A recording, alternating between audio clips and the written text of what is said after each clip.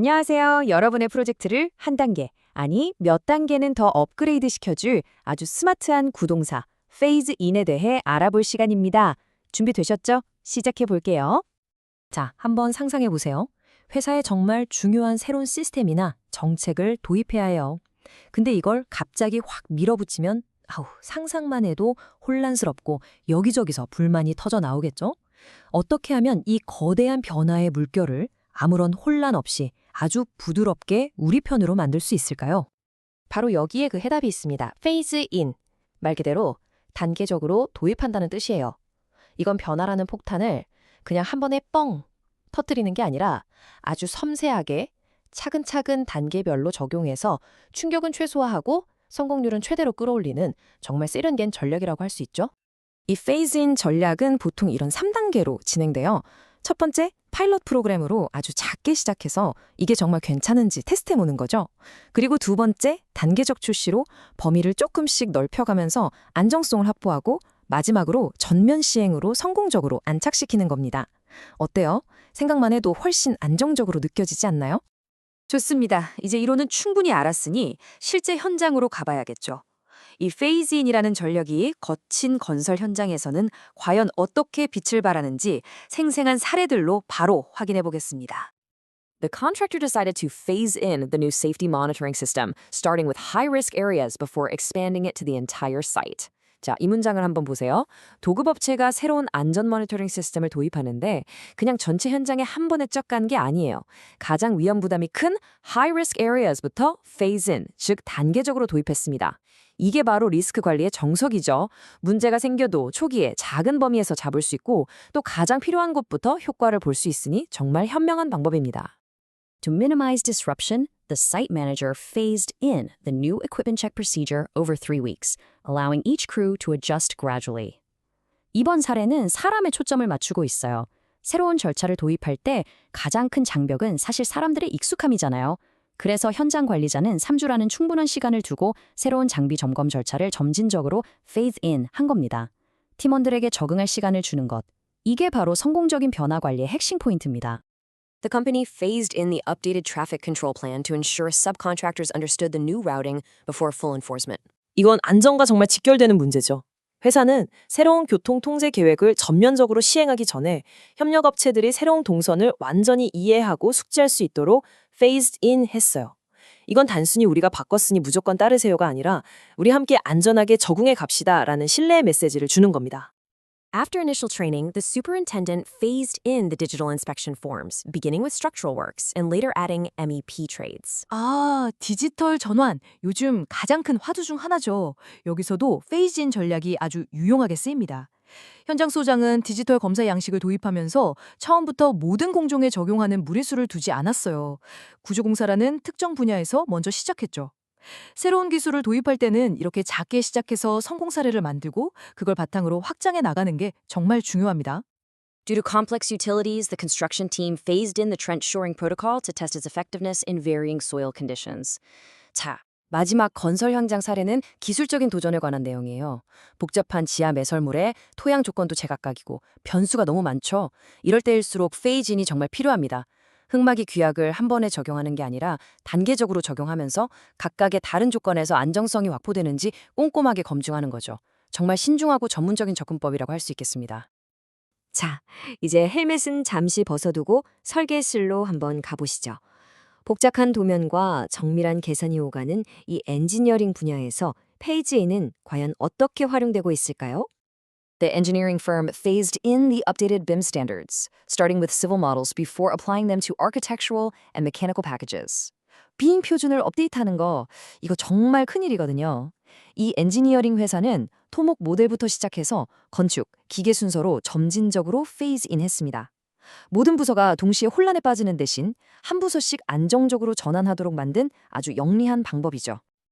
To align with new energy regulations, the mechanical team phased in revised calculation methods so that each discipline could adjust documentation. 이번엔 외부 요인, 바로 법규 변경에 대한 대응 사례입니다. 새로운 에너지 규정에 맞춰야 할 때 기계팀은 수정된 계상법을 단계적으로 phase in 했어요. 덕분에 다른 팀들은 허둥대지 않고 관련 문서들을 차분히 업데이트할 귀중한 시간을 벌 수 있었던 거죠. The electrical department phased in the new cable rating criteria across multiple stations to verify compatibility with existing designs. 이 사례는 호환성 검증이라는 핵심 키워드를 잘 보여줍니다. 전기 부서는 새로운 케이블 기준을 전체 시스템이 아니라 일부 변전소에만 먼저 페이즈인했어요. 왜 그랬을까요? 바로 기존 설계와 충돌은 없는지, 예상치 못한 문제는 발생하지 않는지 미리 확인하기 위해서죠. 리스크 관리의 기본 중에 기본입니다. The structural team phased in automated reinforcement checking scripts, validating the logic on smaller structures before applying them to major bridges. 자동화 기술을 도입할 때 정말 중요한 포인트가 담겨 있는 제문입니다. 구조팀은 이 자동화 스크립트를 수백억짜리 거대한 교량에 바로 적용하는 모험을 하지 않았어요. 대신 훨씬 작은 구조물에서 먼저 페이즈인 하면서 그 로직이 완벽한지 검증했습니다. 이렇게 작은 성공을 통해 신뢰를 쌓고 리스크를 줄이는 것. 이게 바로 첨단 기술 도입의 핵심입니다.